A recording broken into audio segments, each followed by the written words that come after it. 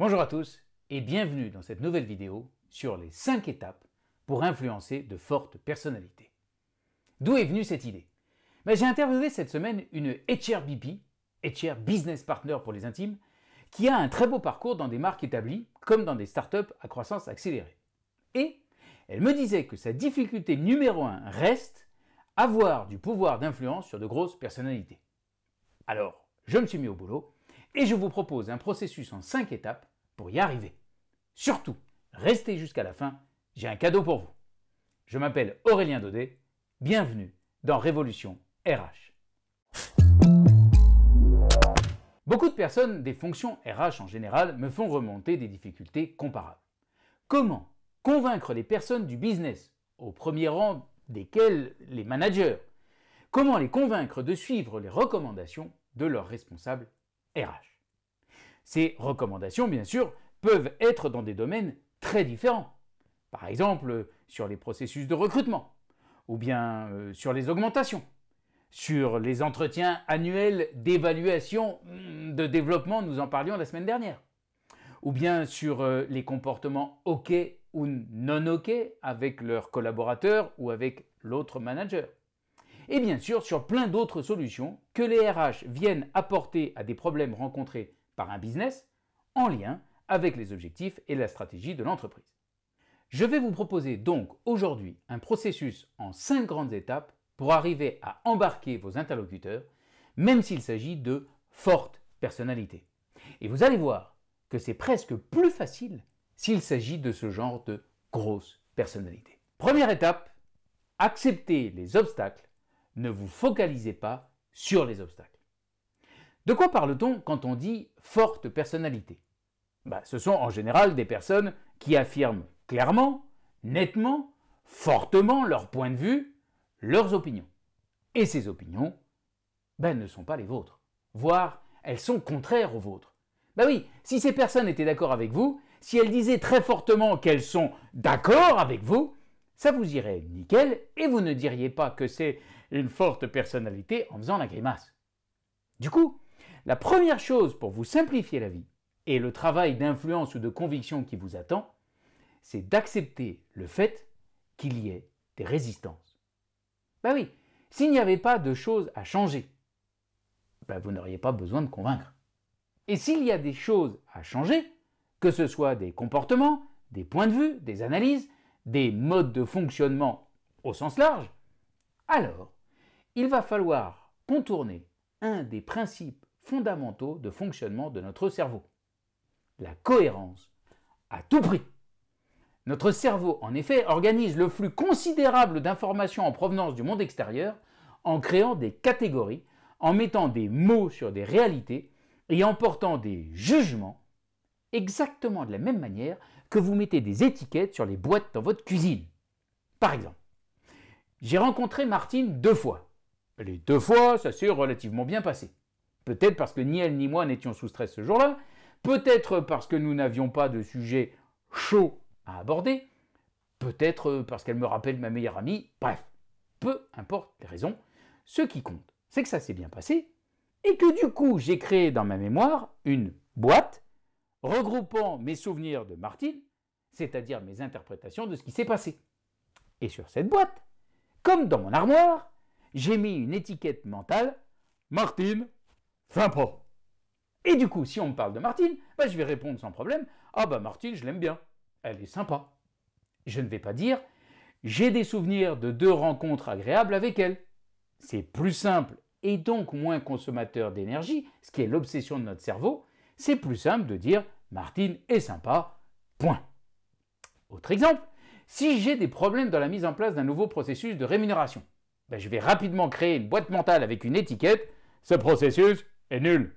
Et à la prochaine réunion avec ma RH favorite, je vais démarrer en disant « Moi, je veux bien qu'on essaye d'améliorer les choses, mais le nouveau processus, il ne fait pas l'affaire. » Oui, comme je suis en entreprise avec ma personne favorite des RH, je ne vais pas dire « Ce processus est nul ». Mais mon non-verbal mettra probablement moins l'effort. Bref, nous mettons en place des jugements, des certitudes, des processus, des comportements, parce que notre cerveau sait pertinemment que ce qu'il comprend de la réalité n'a qu'un rapport très lointain avec le monde qui nous entoure. Tout est une interprétation que notre cerveau ancre, boulonne, nous fait passer pour une certitude, pour une vérité, pour nous guider, pour nous permettre de survivre en dépensant le moins possible d'énergie. Je vous propose d'ailleurs de lire ce bouquin de Will Storr, The Science of Storytelling, dans lequel il montre comment ce que nous croyons être une vision juste de ce qui nous entoure n'est en fait que le récit que nous créons en permanence à partir d'informations extrêmement partielles. Donc, quand vous allez voir un manager pour le convaincre de faire quelque chose qu'il ne fait pas, dites-vous que c'est normal qu'il réagisse au moins en traînant les pieds, au max en se mettant debout sur les freins. Pourquoi ? Parce que son cerveau flippe à l'idée du risque que représente tout changement. Ce que je fais aujourd'hui, c'est peut-être pas idéal, mais ça marche. Au sens de, ça fait partie de tout ce que je fais qui m'a permis de survivre et d'arriver là où je suis. Donc, accepter les obstacles, mais attention, savoir qu'il va sans doute y avoir des obstacles, que la personne ne va pas être convaincue tout de suite, ne veut pas dire qu'il faut commencer par parler des obstacles. N'arrivez pas en disant « Ah, je sais ce que tu vas penser. Ça va sans doute te sembler une drôle d'idée. Je suis pas sûr que tu acceptes ce que je vais te proposer. S'il te plaît, ne hurle pas comme d'habitude et écoute-moi jusqu'au bout. » C'est pas la peine de renforcer les obstacles en focalisant votre attention dessus et en invitant la personne en face à confirmer ce que vous dites et à l'inviter à se mettre en mode défensif. Je vais plutôt vous proposer de vous mettre et de mettre tout le monde en dynamique en vous focalisant sur un objectif qui vous attire. Deuxième étape, donc, focalisez-vous sur un vrai objectif. Beaucoup d'entretiens démarrent par des phrases menteuses comme « Écoute, je viens te présenter » ou bien « Je veux te parler d'eux, j'aimerais qu'on échange sur, il faut que je t'explique ». Pourquoi est-ce que ce sont des mensonges ? Parce que ce n'est pas du tout ça que vous voulez vraiment. Non. Si vous allez voir un manager pour le convaincre de vous faire confiance pour un recrutement, ça n'est pas du tout une bonne idée d'arriver en disant par exemple « Bon, alors l'objectif de notre entretien, c'est, comme tu le sais, de faire le point sur le processus de recrutement. » C'est pas vrai. Et ne dites pas non plus « Je veux que tu comprennes comment fonctionne le processus de recrutement et encore moins, bien sûr, je suis là pour répondre à tes questions concernant le processus de recrutement. » Tout ça, c'est pas vrai. Vous êtes là pour le convaincre de vous le confier, ce fameux processus de recrutement. Donc, ce que vous devez, c'est définir votre vrai objectif, ce qui vous rendrait heureux ou heureuse à la fin de votre entretien. Vous seriez heureuse, par exemple, si le manager vous disait « Écoute, merci, j'ai bien compris le processus de recrutement et je le trouve bien nul. » Vous ne seriez pas plus heureux si ce même manager vous disait « Je trouve le processus de recrutement compliqué, j'ai du mal à comprendre, mais tu m'as convaincu et je te fais confiance, je te suis. » Dans le même ordre d'idées, je pense que ce serait une bonne chose que les fonctions RH, comme toutes les fonctions inutilement baptisées support, j'en ai marre de ce mot, que toutes les fonctions RH arrêtent de vouloir faire des propositions ou des recommandations. C'est passif. Sortez aussi de cette croyance que moi je ne suis pas dans le business, c'est vrai. Ou bien moi j'ai pas autant d'expérience terrain que lui. C'est exact. Vous n'êtes pas dans le business. C'est pour ça que vous êtes dans votre rôle et les managers dans le leur. Chacun son job. Vous arrivez avec une analyse sur base de vos compétences et de votre position dans la structure et vous voulez convaincre les managers de les appliquer, de faire comme vous dites. En résumé, dans cette deuxième étape, construisez-vous un objectif qui vous attire, que vous adoreriez que la personne en face de vous dise, fasse ou pense à la fin de votre entretien. Troisième étape, conduisez votre entretien. Pour ça, première chose, annoncez votre objectif et verrouillez-le. L'idée, c'est de mettre tout de suite tout le monde dans la bonne direction, vous et la personne à qui vous vous adressez. Donc, dites dans les premières phrases quelque chose comme « Salut Stéphanie, merci beaucoup d'avoir accepté notre entretien qui est très important pour moi. Parce que je suis venu aujourd'hui pour te convaincre de me faire confiance dans le processus de recrutement de ton futur chargé de clientèle. Ou bien, autre exemple, bonjour Antoine, j'espère que tu vas bien.